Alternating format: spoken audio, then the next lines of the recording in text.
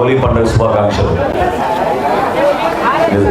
ఈ సందర్భంగా అన్నదాన కార్యక్రమం ఏర్పాటు చేయడం మనందరం కూడా గర్వపడాలి. ఎందుకంటే సమాజానికి ఉపయోగపడే విధంగా అందరూ కలిసికట్టుగా ఒక మంచి ఆలోచనతోటి ఎవరికి ఎటువంటి భేదాభిప్రాయాలు లేకుండా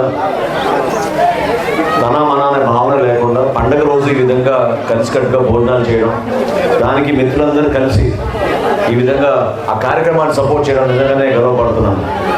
ఎన్నికల సమయంలో ఉపన్యాసాలు ఇవ్వడం సహజం.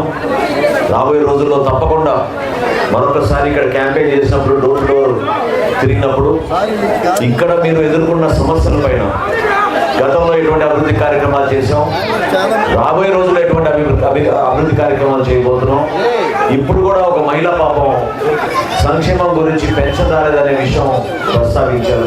నాకు చాలా బాధ కలిగించింది. ఎందుకంటే సంక్షేమంలో అందరికన్నా ముందు ఇవ్వాల్సింది మన ఎస్టీ సోదరులకు, కానీ వాళ్ళని మిస్ అవ్వడం అనేది చాలా బాధాకరం. సో ఇప్పుడు కూడా మీకు అందుబాటులో ఉండి ఒక మంచి నాయకత్వం ఏర్పాటు చేయాలని తపనతోటి అనేక కార్యక్రమాలు చేసుకుంటూనే వచ్చాం. సో గతంలో కూడా నేను సంప్రదించినప్పుడు ఇదివరకు మీకు శాసనసభ్యుడిగా ఉన్న ఆర్గాడ్ రాజేంద్ర ప్రసాద్ గారు కానీ నేను కానీ ఒక మంచి ఆలోచనతో అభివృద్ధి కార్యక్రమాలు చేయాలి, అభివృద్ధి కార్యక్రమాలతో పాటు సంక్షేమం కూడా చేయాలి. కాబట్టి హోలీ పండుగ సందర్భంగా ఇప్పుడే మురళీ గారు చెప్పినట్టు ఎట్టి పరిస్థితుల్లో కూడా తెనాలి నుంచి గుంటూరుకు వెళ్ళడానికి 4 లేన్ల రహదారి ఏర్పాటు చేస్తాం.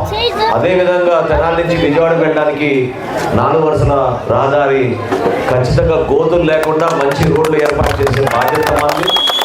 అదేవిధంగా మొన్న కొంతమంది వచ్చి కలిశారు, నాకు మంచినీటి సౌకర్యం పూర్తి స్థాయిలో అందడం లేదు, కుళాయిలన్నీ కూడా ఎండిపోయినాయి, నీళ్లు రావడం లేదని భావన వ్యక్తపరిచారు.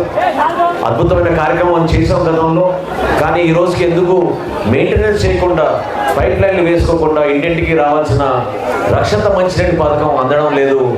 28, 29 వార్డులో ప్రతి ఇంటికి కుళాయిలో నీళ్ళు వచ్చేటట్టు ఏర్పాటు చేస్తాం. రాబోయే రోజుల్లో ప్రభుత్వం ఏర్పాటు చేస్తామని ఈ సందర్భంగా తెలుపుకుంటూ, తప్పకుండా గతంలో వేసిన సిమెంట్ రోడ్లు ఈ రోజుకి కూడా కొత్తగా ఎక్కడ కూడా వీళ్ళు వేయలేకపోయారు. 5 సంవత్సరాలు ఓట్ల సందర్భంలో వస్తారు, మీకు అనేక వాగ్దానం చేస్తారు, కానీ నిజాయితీగా పనిచేసే వ్యక్తులు మీరు గుర్తించి రాబోయే రోజుల్లో జనసేన పార్టీ, తెలుగుదేశం పార్టీ ఏర్పాటు చేసే ప్రభుత్వంలో మీ అందరికీ కూడా అభివృద్ధి కార్యక్రమాలు సంక్షేమం చేస్తామని, అదేవిధంగా చంద్రబాబు నాయుడు గారి నాయకత్వంలో పవన్ కళ్యాణ్ గారి ఆలోచనలతోటి తప్పకుండా రాబోయే రోజుల్లో మేము చేసే ప్రతి కార్యక్రమంలో కూడా పేదవారి గురించి, సమాజంలో కింద స్థాయిలో అట్టడుగున్న ప్రతి ఒక్కరిని కూడా కాపాడడానికి మా వంతు మేము కృషి చేస్తాం. సుల్తానాబాద్లో 28, 29 వార్డులో కూడా నివసిస్తున్న ప్రతి ఒక్కరికి ఆ భరోసా కల్పించే విధంగా, మీకు మెరుగైన మౌలిక సదుపాయాలు కల్పించే విధంగా, సైడ్ డ్రైన్లు నిర్మాణం చేసే విధంగా మేమందరం కూడా పనిచేస్తామని చెప్పుకుంటూ, చక్కటి అవకాశాలను కల్పించి ఆహ్వానించినందుకు ప్రతి ఒక్కరికి నమస్కారాలు తెలుపుకుంటూ మరొకసారి మీకు ధన్యవాదాలు. హోలీ శుభాకాంక్షలు.